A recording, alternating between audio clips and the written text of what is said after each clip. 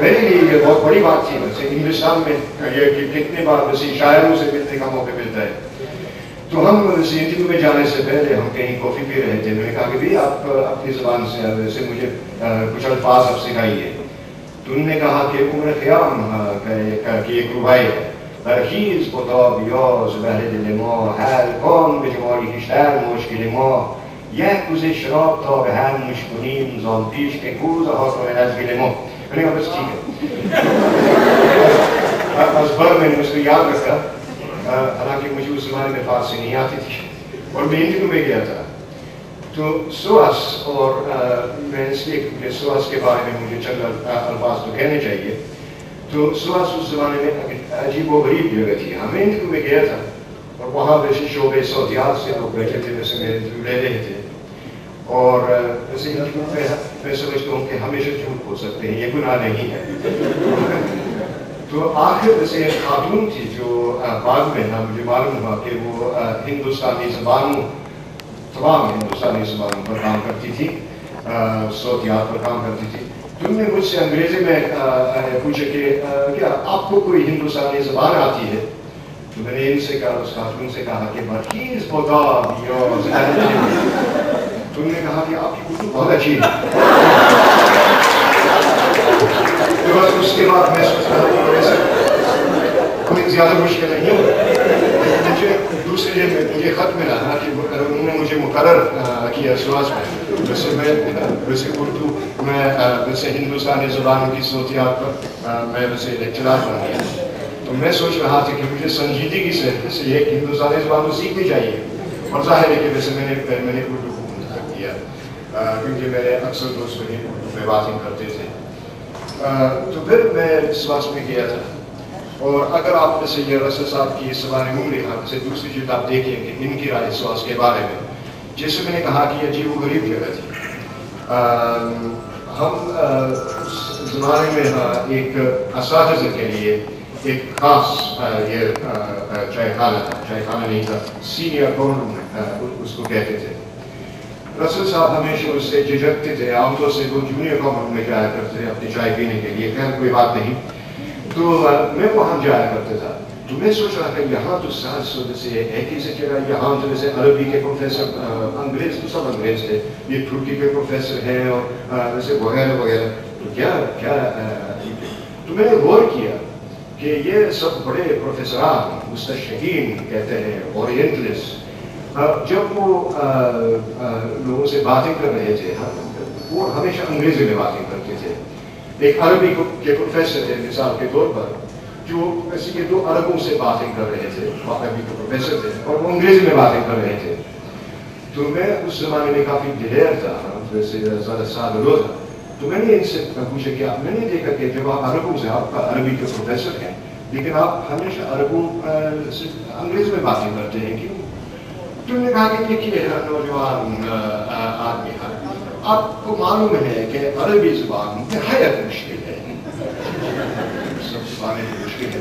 انہوں نے کہا اور ویسے عربی سیکھنا تقریباً ناممکن ہے, انگریزی میں بات کر لیتے ہیں. تو میں سوچ رہا تھا کہ یہاں دنیا میں کروڑوں عرب ہیں جو ویسے فراد عربی میں باتیں کر سکتے ہیں, تو کیا مشکل ہے اس میں؟ أنا بالعربي بتتكلم زي ابن بلد مش مشكلة.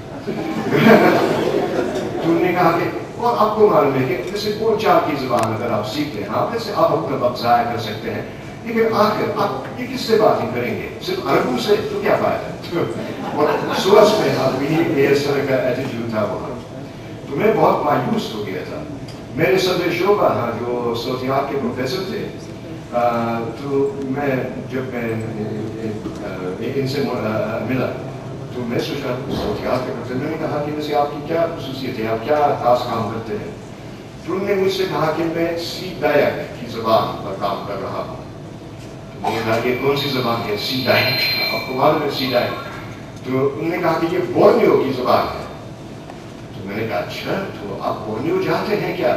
تو نے کہا نہیں میں یہاں ہندوستان میں بیٹھتا ہوں, میں بورنیو نہیں جاتا ہوں کیونکہ سی ڈائک یہ تو ویسے آدم خوروں کی زبان ہے. اور تو میں نے دیکھا کہ یہ لوگ جو ماہرین تھے, جیسے یہ لوگ جو ویسے ہندوستان کی تاریخ پر ایک شخص تھے جو دلی سلطنت پر تاریخ کر رہے تھے.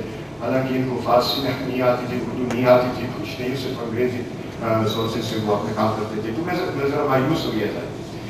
لیکن ایک بار میں اس چائے خانے میں گیا تھا, سب اساتذہ آتے تھے, مستشرقین اس زمانے میں, اور میں نے دیکھا کہ ویسے ایک ہسمکھ آدمی تو ویسے بیٹھے تھے, جیسے آپ دیکھیں ہیں کہ تصویریں وہاں سفید سے سفید بال, اور وہ کسی ہندوستانی یا مجھے معلوم نہیں ممکن ہے کہ پاکستانی سے وہ فراٹی اردو میں باتیں کر رہے تھے. تو اس وقت تک تھوڑے بہت اردو بول چال کی زبان میں نے سیکھی. تو اور ظاہر ہے کہ وہ ہنس رہے تھے, جیسے مریم نے کہا وہ ہمیشہ ہنستے تھے, اور اس سے مزاح بہت تیز اور بہت اچھا تھا. تو لوگوں نے مجھ سے کہا کہ ان کا نام ہے رالف رسل, اور وہ یہاں اردو پڑھاتے تھے. تو میں سمجھتا ہوں کہ یہ تقریباً واحد شخص, واحد انگریز وہاں جو ویسے جو زبان کو پڑھاتے تھے وہ اس میں باتیں کر رہے تھے, اور اچھی طرح سے باتیں کر رہے تھے, پڑھاتے باتیں کر رہے تھے. تو دوسرے دن میں اس جگہ میں گیا تھا, اور میں ویسے کافی پینے کے لیے میں انتظار کر رہا تھا. تو میں نے رالف رسل صاحب کو دیکھا. تو میں نے ان سے کہا کہ کیا آپ رالف رسل صاحب ہیں, آپ اردو پڑھاتے ہیں یہاں؟ تو انہوں نے کہا کہ ہاں, لیکن صرف ایک بات ہے, آپ کو معلوم ہے کہ میں اشتراکی ہوں اور میں منکر ہوں. یہ سب سے پہلے. تو میں سوچ رہا تھا میں کیا کروں, میں غش کروں یا میں واہ واہ کروں یا سبحان اللہ کروں.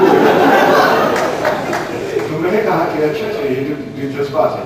میں نے کہا کہ اگر ہو سکے, جیسے میں فرما رہی تھی, ان لوگوں کی مدد بہت کرتے تھے.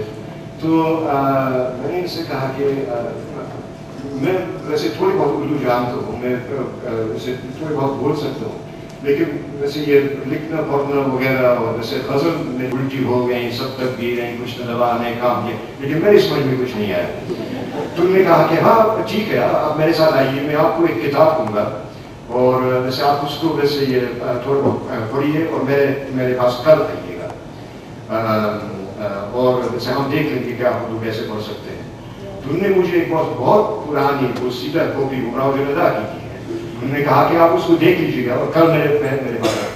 تو میں نے اس کو دیکھا کہ ویسے یہ جو ویسے ٹوٹی پوٹی اردو کی بول چال جو میں جانتا تھا, اور اس وقت کی زبان میں زمین آسمان کا فرق ہے. تو مجھے یاد ہے کہ اس روز رات بھر میں اس کتاب کو پڑھنے کی کوشش کر رہا تھا, ویسے یہ پہلا بار, اور میں نے وہی کیا. تو دوسرے دن رسل صاحب سے ملاقات ہوئی تھی. تو ویسے میں نے پڑھ کے سنایا. انہوں نے کہا کہ ہاں آپ کی اردو آپ کافی اچھی طرح اردو پڑھتے ہیں. تو انہوں نے کہا کہ لیکن آپ ویسے یہ اس شعبۂ صوتیات میں اپنا وقت کیوں ضائع کر رہے ہیں؟ میں نے کہا کہ ویسے یہ بالکل فضول آدمی ہے, وہ بہت صاف ہوا آدمی ہے رسول صاحب. تو میں نے کہا کہ ہاں میں یہ سوچ رہا تھا. تو انہوں نے کہا کہ ویسے آپ اردو کی طرف کیوں نہیں آتے ہیں؟ تو ویسے یہ میرا خواب و خیال تھا کہ اصل میں اس وقت تک ویسے صوتیات ویسے میرا جی زیادہ نہیں لگا. تو دوسرے سال ہمیں ویسے ان کے شعبے میں منتخب ہوا.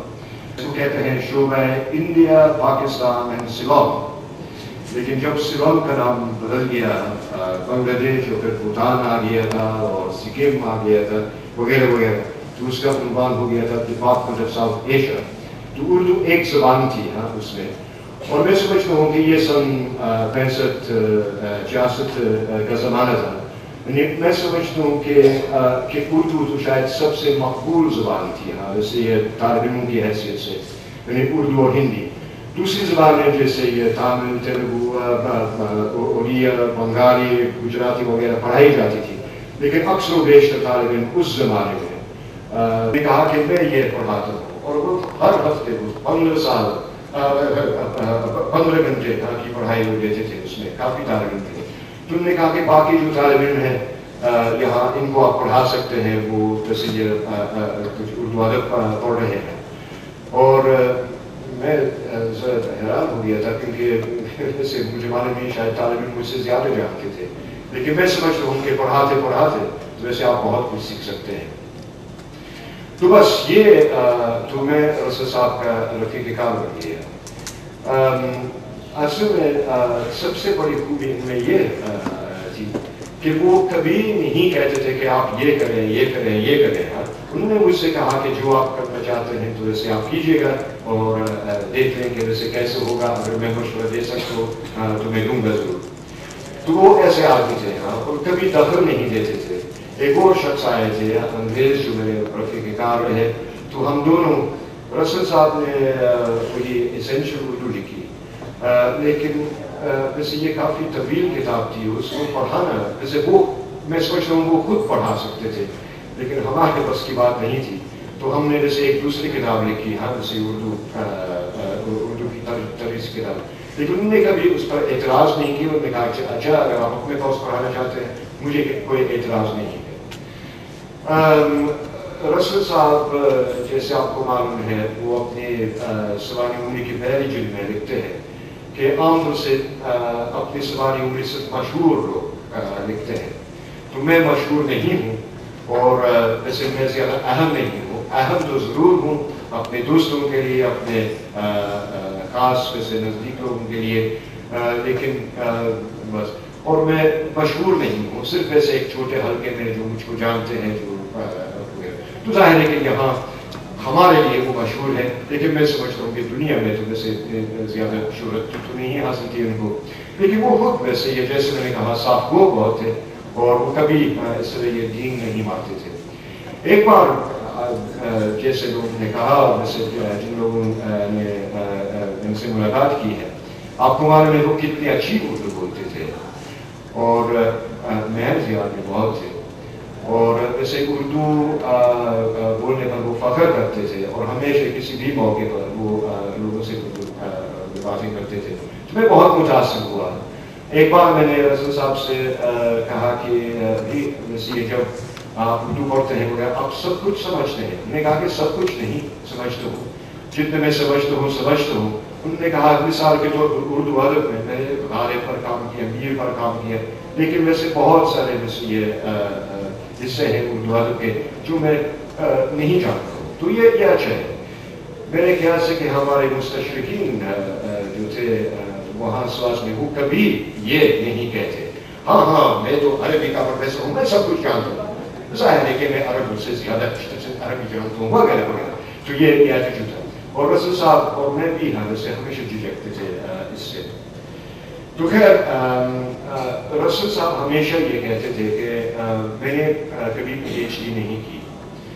انہوں نے کہا کہ میں سمجھتا ہوں کہ اس کی کوئی ضرورت نہیں ہے، میں یہاں اپنی جگہ میں ہوں، مجھے تو اچھی اردو آتی ہے، میں نے ویسے بہت ساری کتابیں لکھی، تو میں پی ایچ ڈی کیوں کروں؟ اور ظاہر ہے کہ اس زمانے میں سمجھتا ہوں کہ بہت سارے لوگ ویسے یہ کبھی ویسے پی ایچ ڈی نہیں کرتے تھے، حالانکہ اس کے قابل تھے، اس میں کوئی شک نہیں، لیکن میرے زمانے میں جیسے یونیورسٹیوں میں، جیسے یہاں ہندوستان میں، تو ویسے اگر آپ یونیورسٹی میں پڑھاتے تھے تو رسمی طور پر آپ کو ویسے پی ایچ ڈی کرنی تھی۔ تو ایک بار میں سوچ رہا تھا کہ میں پی ایچ ڈی کروں گا اور مجھے ویسے یہ دکنی پر ویسے پی ایچ ڈی لکھنی تھی، ہاں دکنی ادب پر، تو مجھے کوئی سپروائزر چاہیے۔ تو میں رسل صاحب کے پاس گیا تھا، میں نے کہا کہ مجھے معلوم ہے کہ ویسے آپ ویسے سمجھتے ہیں کہ پی ایچ ڈی زیادہ قیمتی چیز نہیں ہے، لیکن آپ میرے سپروائزر بن سکیں گے۔ تو میں نے کہا کہ ہاں میں ضرور کروں گا، لیکن میں ویسے نہیں کہہ سکتا ہوں کیا مدد میں کر سکتا ہوں، مجھے دکنی نہیں آتی، مجھے معلوم نہیں، لیکن ضرور میں ویسے مشورہ دوں گا۔ اور بہت اچھا مشورہ کیا، ہمیشہ وہ ملتے تھے، خوشی سے ملتے تھے، اور میں ان کا بہت شکر گزار ہوں کہ ویسے انہوں نے میری مدد کی اس میں۔ حالانکہ ویسے صحیح معنوں میں ہاں وہ میرے استاد کبھی نہیں رہے، لیکن استاد تھے معلوم ہے کہ جیسے ہم اکثر ملتے تھے اور ویسے یہ ان کی باتیں میں سنتا تھا۔ ان کے ویسے یہ جو کتابیں انہوں نے لکھے ہیں ان کے بارے میں ویسے آپ نے ابھی سنا ہے، میں سمجھتا ہوں کہ کچھ معلوم ہے جیسے ان جیسے میر حسن سودا غالب پر جو انہوں نے کام کیا، واقعی بہت قیمتی کام پر۔ ہمیشہ ویسے جب آپ پڑھتے ہیں تو ویسے جیسے مریم نے فرمایا، اگر آپ جیسے رسول صاحب کی شخصیت کو اچھی طرح سے جاننا چاہتے ہیں تو ان کی کتابیں پڑھیے، ہمیشہ اس میں کوئی شک نہیں ہے کہ رسول صاحب نے وہی کتابیں۔ رسول صاحب میں سمجھتا ہوں کہ وہ کافی ضدی آدمی تھے، جیسے میں نے کہا کہ وہ ہمیشہ کہتے تھے کہ میں اشتراکی ہوں، میں کمیونسٹ ہوں وغیرہ، بہت صاف کو تھے۔ میں سوچ رہا تھا کہ اگر کبھی وہ سوویت یونین میں رہتے تو مجھے معلوم نہیں کیا मजबूरियाँ। तो बस ये है। तो सिर्फ एक बात है,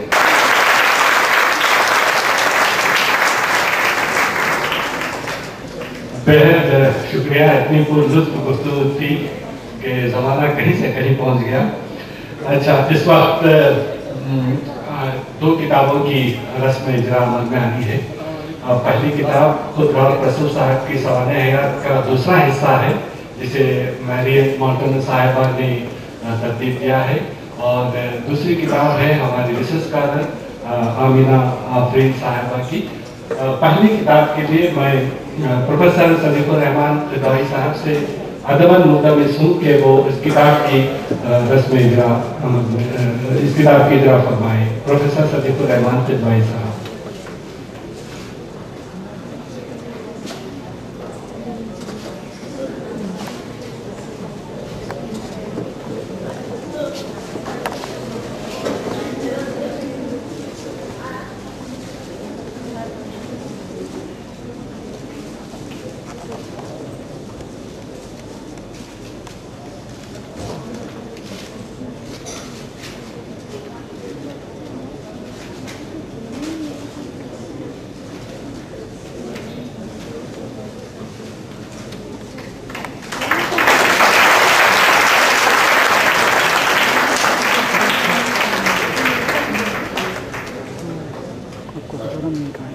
पेपर सबमिशन कर दिया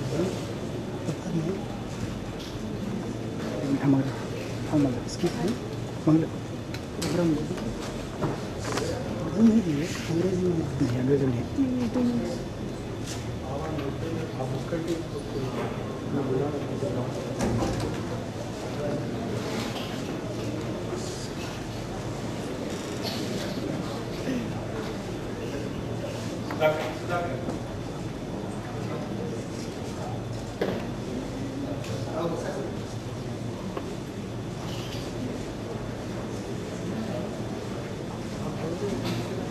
किताब का नाम है नौसर के साहब के सवाल है यहाँ पे। मुझे इसके जो पब्लिशर साहब असद जैदी साहब, उन्होंने मुझसे कहा कि ये किताब सेमिनार के दौरान में 20% शरह के साथ डिस्काउंट के साथ बेची जाएगी, जिसे दिलचस्पी हो 20% डिस्काउंट लेकर खरीद सकता है। इस किताब का एक जुमला मुझे बेहद पसंद आया, और जुमला ये है कि they think I lost, they think I lost, I think I won। वो समझते हैं कि मैं हार गया हूं, मैं समझता हूं कि मैंने बाजी जीत ली है। ये जो मुस्बत तर्ज फिक्र है, ये राउत की जिंदगी का हासिल है। शायद वही पैगाम इस पूरी किताब में मौजूद है। दूसरी किताब आमिना आफरीन की है। मैं आमिना आफरीन से ख्वाहिश करूंगा कि वो डेस्क पे तशरीफ लाएं। And now sir, may I request our Professor Pro Vice Chancellor PC Sarigi Sahab to release a book in Urdu written by our research scholar Amina Afreen.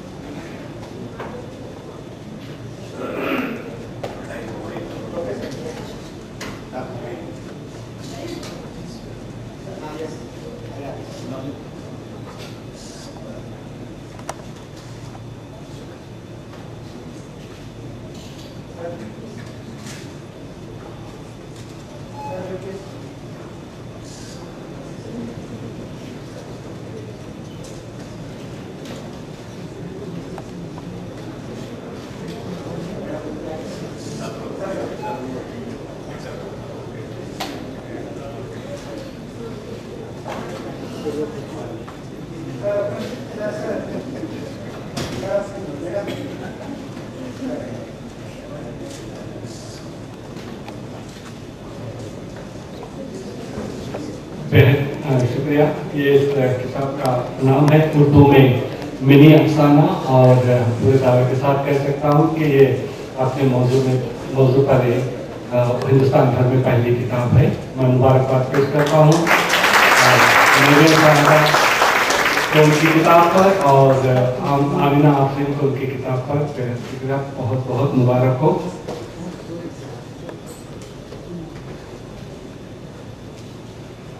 एक 2 मिनट का वक्फा है, भी जलसा जारी रहेगा।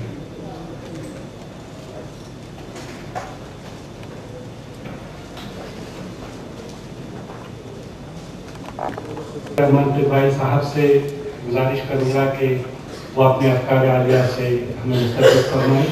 प्रोफेसर सदीकुर रहमान भाई, साबिक़ सदर और डीन हिंदुस्तानी ज़बानों का मरकज़, जवाहरलाल नेहरू यूनिवर्सिटी दिल्ली हैं। आपने बाहिसियत उस्ताद उर्दू बहुत मकबूलियत हासिल की। तहजीब और सोसाइटी के हवाले से आपने उर्दू तारीख का निहायत जल्द बिनी के साथ मुताला किया है। अब तक आपकी कई तसानीफ ज़ेवर तबाद से आरास्ता हो चुकी हैं। इनमें गुमान और यकीन के दरमियान अदब, सखाफत और शायरी, तसव्वुर न के तनक़ीद और मास्टर रामचंद्र वगैरह मशहूर और मकबूल तसानीफ हैं।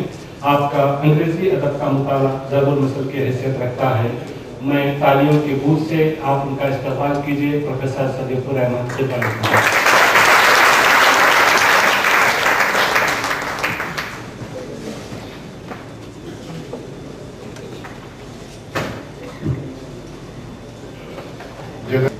जनाब प्रोफेसर बेग एहसास, जनाब प्रोफेसर शाबीर और मोहतरमा मैरी जनाब डेविड, मैं क्या करूं, इस वक्त राज रसल के सिलसिले में ये जलसा करके आपकी यूनिवर्सिटी ने और शोबे ने जो काम किया है वो निहायत काबिल मुबारकबाद है। स्कॉलर्स और वो लोग के जिन्होंने अपनी ज़िंदगी इल्म अदब में या किसी भी हुनर में वक्त कर दी, वो हमेशा बहुत अहम लोग होते हैं और हमेशा उनकी कदर की जाती है। लेकिन कभी कभी ऐसा होता है कि उनमें से किसी एक से मिलने का इत्तेफाक होता है, कुछ सीखने का इत्तेफाक होता है और कुछ ज़्यादा करीब आने का इत्तेफाक होता है, तो फिर वो एक ऐसा एहसास हो जाता है कि जो जिसे ज़िंदगी भर